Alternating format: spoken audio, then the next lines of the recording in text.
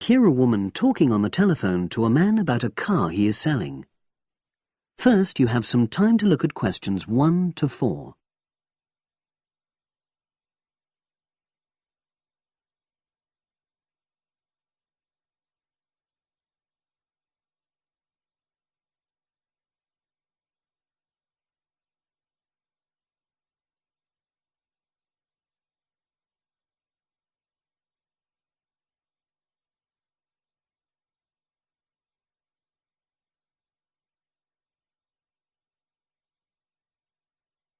You will see that there is an example which has been done for you. On this occasion only, the conversation relating to this will be played first.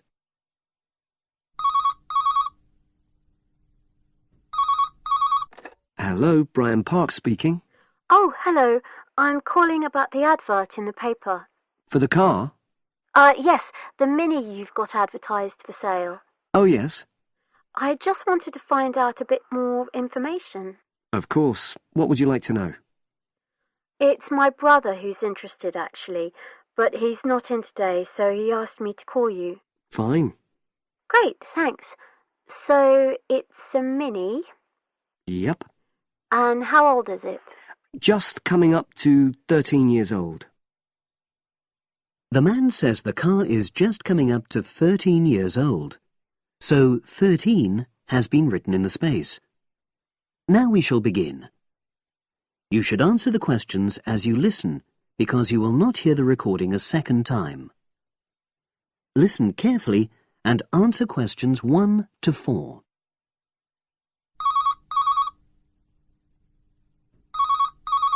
Hello, Brian Park speaking. Oh, hello. I'm calling about the advert in the paper. For the car? Yes, the Mini you've got advertised for sale. Oh, yes. I just wanted to find out a bit more information. Of course. What would you like to know? It's my brother who's interested, actually, but he's not in today, so he asked me to call you. Fine. Great, thanks. So, it's a Mini? Yep. And how old is it? Just coming up to 13 years old. And I seem to remember from the ad that it's grey. That's it. Doesn't show the dirt. Absolutely. Anyway, the colour shouldn't be a problem for Jeff. You know, the important thing is the quality. Yes, of course. And what about mileage? With it being pretty old, it's probably over 100,000? Actually, it's 40,000 less than that. 62,000 on the clock. Great! I remember now. I'm confusing it with another ad I was looking at. Right. Pleasant surprise then. Yeah. Have you been the only owner, or was there a previous one? I'm the second one. Before, it was owned by a teacher who was a very careful driver, didn't have any accidents. Very good. And what about you? What do you tend to use it for? I haven't used it all that much, mostly for shopping. You know the sort of thing. So not much wear and tear. I'll make a note of that. I know Jeff wanted me to check that. Right. Before you hear the rest of the conversation, you have some time to look at questions 5 to 10.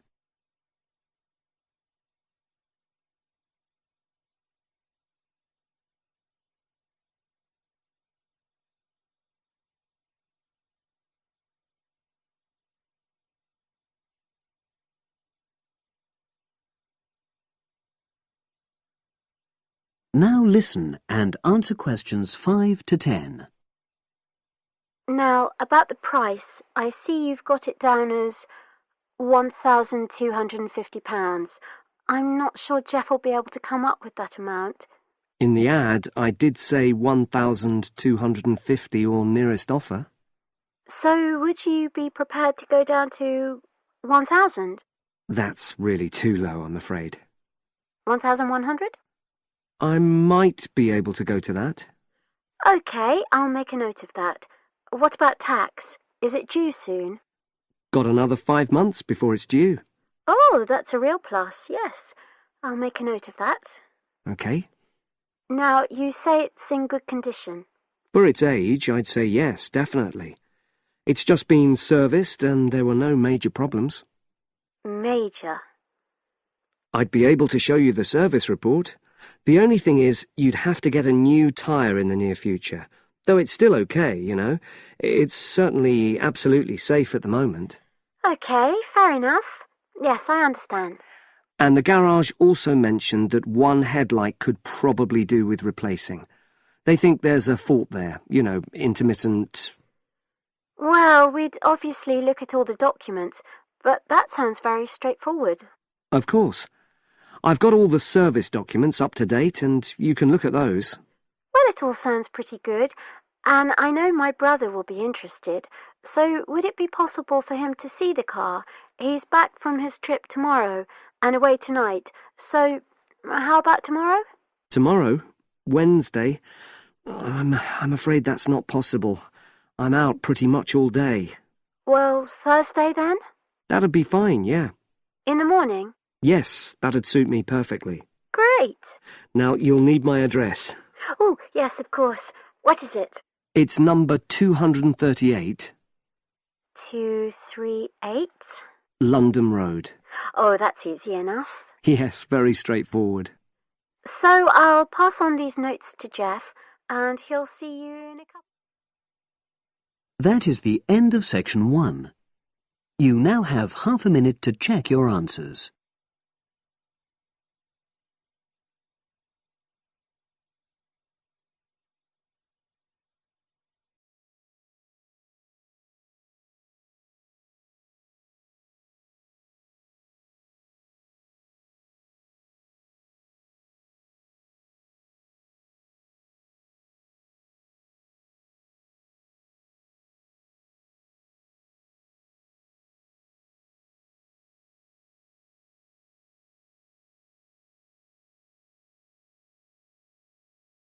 Now turn to section 2.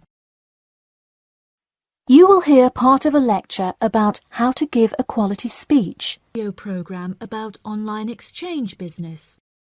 First, you have some time to look at questions 11 to 14.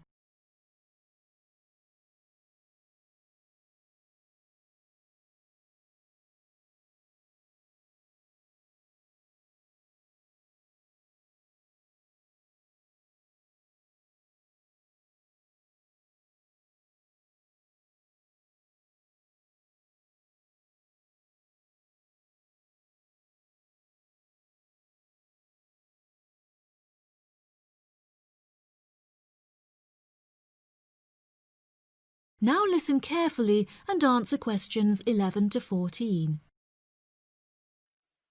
Good morning. Today I am going to cover the daunting task of giving a quality speech, a thought that makes most of us cringe.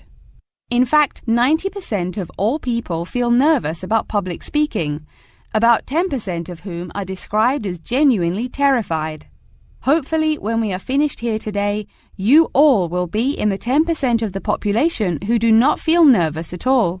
Did you know that lecturers tend to get more nervous if the speech they are giving is an important one? It makes sense, right? You probably wouldn't be nearly as nervous to address your residence hall about the proper use of the recycle and compost bins as you might be if you were asked to give the graduation speech to your entire 5,000 student class. So what is it that makes some people completely comfortable in front of crowds? Some people think that the ability to give a good speech is a gift that others are simply born with. This is almost never the case.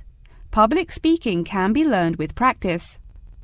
The first most important thing you can do to improve your confidence in delivering a speech is to prepare a quality speech.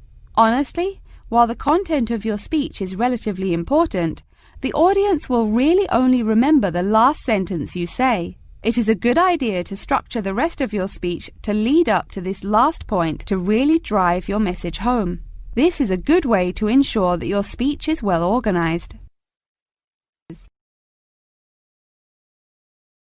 Before you hear the rest of the program, you have some time to look at questions 15 to 20.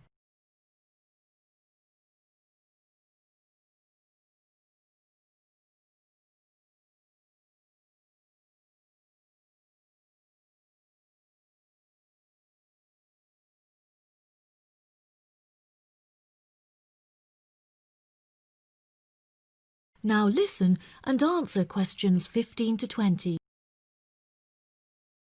Once you are confident in the quality of the speech you have written, the rest is just about your stage presence. Let's go through some do's and don'ts of public speaking. First, you want to command the attention of the room. Do not, I repeat, do not proceed with your speech until the audience is paying attention. Even Martin Luther King Jr.'s I Have a Dream speech wouldn't have made any difference in the world without the undivided attention of his audience. To continue with the I Have a Dream example, one of the reasons that MLK was such an effective orator was his ability to speak with passion and engage with his audience. That sort of charisma does not come from reading straight from paper. Don't get me wrong, it is a good idea to write your main ideas down on a note card, sheet of paper or something. But one factor that will consistently lead to a boring, forgettable speech is writing down your entire speech. Do not write your full speech down. If you are constantly reading your paper, you are not making eye contact with your audience, and thus failing to really express the feeling that goes with your ideas. I advise you write 1 or 2 ideas, so if you suddenly draw a blank, you have something to jog your memory. If you've written a good speech that you believe in, those ideas should be sufficient to keep you on track. Once you have those ideas written down, give your speech a few practice runs in front of the mirror, into your sound recorder on your phone, or with a friend before it comes time to address a crowd. That way, you can hear how the ideas come across, make sure there are no abrupt transitions, and find out whether you are talking too fast or too slow. Timing is important. Make sure you time yourself beforehand to see how long your speech is. That is pretty much it. With practice, you'll be able to deliver an expert speech that engages and even maybe inspires your audience. Just remember, speak with emotion. No one wants to listen to someone reading from a script. As I come to a close in my speech, I'll point out that I have employed all of these tips that I have covered. I practiced my speech ahead of time and timed it, and I can even show you my one small index card with just 3 simple bullets on it. It's as easy as that. That is the end of section 2. You now have half a minute to check your answers.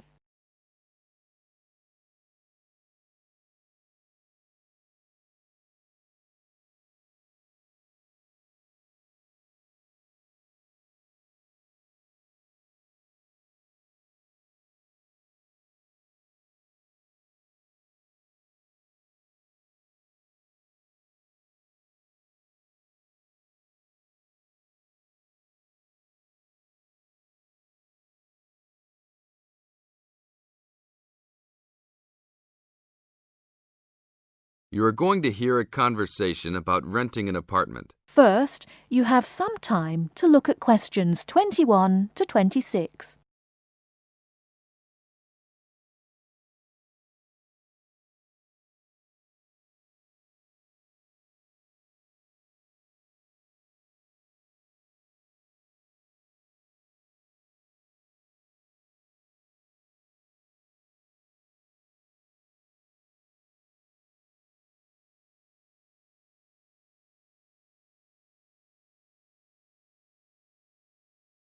Now listen carefully and answer questions 21 to 26. I'm interested in renting an apartment in your building. Can you show me around inside? Sure, my pleasure. Do you know what kind of apartment you're looking for? I'm thinking of something for my best friend and I. The apartment doesn't have to be too big, just something comfortable for the 2 of us. I'm looking for a kitchen, 2 bedrooms and a bathroom, just something simple. Okay, well, let me show you what we have to offer. We divide our apartments into 3 categories. There are standard apartments, upgraded standard apartments, and luxury apartments. Please follow me. This apartment just went up for rent yesterday. The old tenants moved into a larger one. This apartment is what I call the standard apartment. It's small, but has everything you need. The kitchen comes with a refrigerator, an oven, and a stove. There is 1 bathroom with a shower, but no bathtub. The rooms are a good size, and both have their own closets. The living room has enough space for a couch. We will provide a television for you. These apartments are very popular with students because they are affordable and practical. Right now, we are renting these out for only $1,000 a month. I think this is a little bit on the small side. There's no space for a dining table or even for an extra desk. We will both need room to study. If there are guests over, we hope to be able to have a dining table big enough for at least 4 people. Do you have anything slightly larger? Maybe just an apartment with a bigger living room? Well, let's take a look. Right now, we also have an opening for a luxury apartment. This apartment is larger. It has 3 bedrooms, and all 3 are larger than the last one. And there are 2 bathrooms, and all have bathtubs. The kitchen is also larger, and come with an additional dishwasher and freezer. The living space has plenty of space for a dining room. How much is the rent on these apartments? These are more expensive, usually in the $2,500 range. Don't forget that there is an additional bedroom, so you could find another roommate to lower the cost. I think that's a little bit on the expensive side. We don't really have the time to find another roommate, so it's probably better to stick with the 2-bedroom places. Is there anything between these 2? Come with me. I can show you this apartment right now. But there are people living in it. There are no more of these kinds of apartments available at this moment. But if you decide that you like it, I can put you on the waiting list. And as soon as we have openings, you will be contacted. Sure, let's take a look. This is the upgraded standard apartment. As you can see, it's larger than the other 2-bedroom apartment. There are 2 bedrooms and 2 bathrooms, 1 in each room. The living room comes with a television, but no furniture. The kitchen is around the same size as the other smaller apartment. The basic difference is the additional bathroom and larger living room. These rent for around $1,400.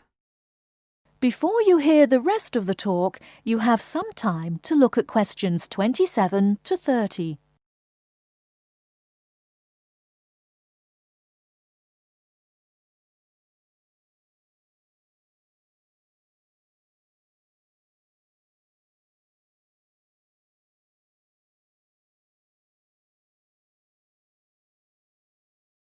Now listen and answer questions 27 to 30.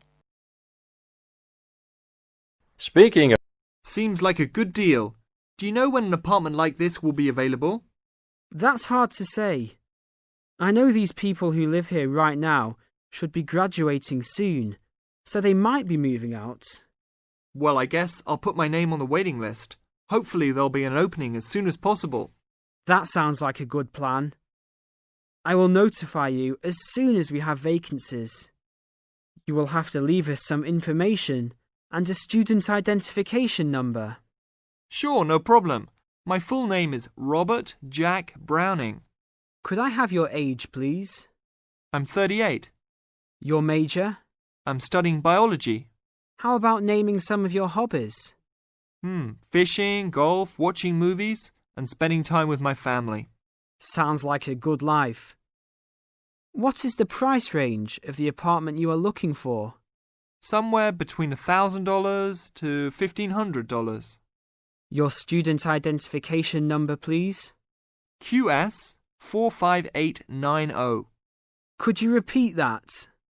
QS 45890. Lastly, could you leave us a phone number? Okay, it's area code 236 580 2287. Thank you very much. I will give you a call as soon as possible. That is the end of section 3. You now have half a minute to check your answers.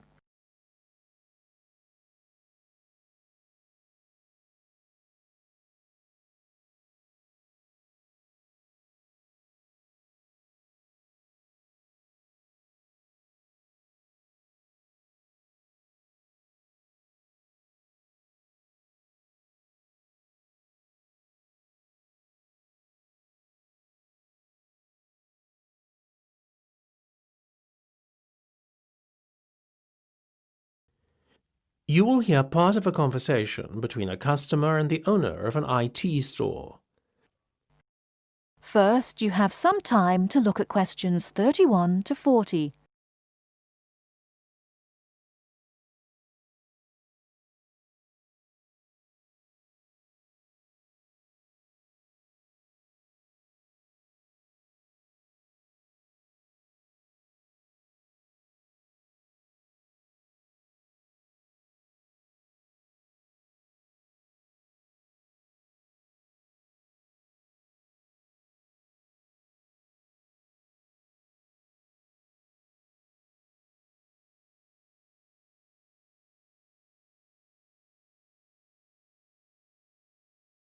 Now listen carefully and answer questions 31 to 40. So, before we go any further, can we just confirm what has been agreed so far, as it's starting to get a little complicated? Certainly. Tell you what, why don't I start to make out the invoice? Should I address it to you personally, or is there a business name you'd like me to use? We trade under the name Ben and Di Enterprises. OK. Now, as you were talking to one of my sales reps to start with, I'm going to put him down as the contact on the invoice. That way, he'll get the commission on this sale, you see. His name was Rowan Laver, is that right? Rather peculiar name, but a lovely man. You almost got it.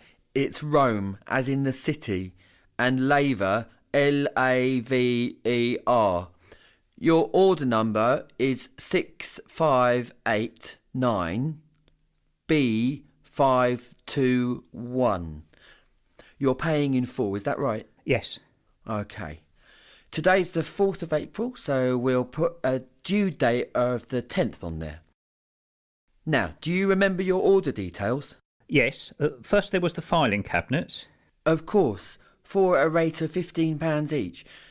Didn't you order print paper as well? Yes, we're taking 20 glossy photo paper bundles. What's the unit price again? It works out at £20 per bundle and £400 in total.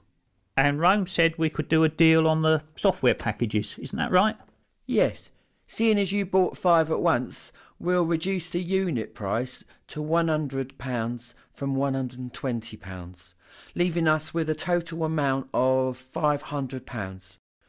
I needn't remind you that there is an additional fixed charge totalling £40 specifically for the software installation. Of course.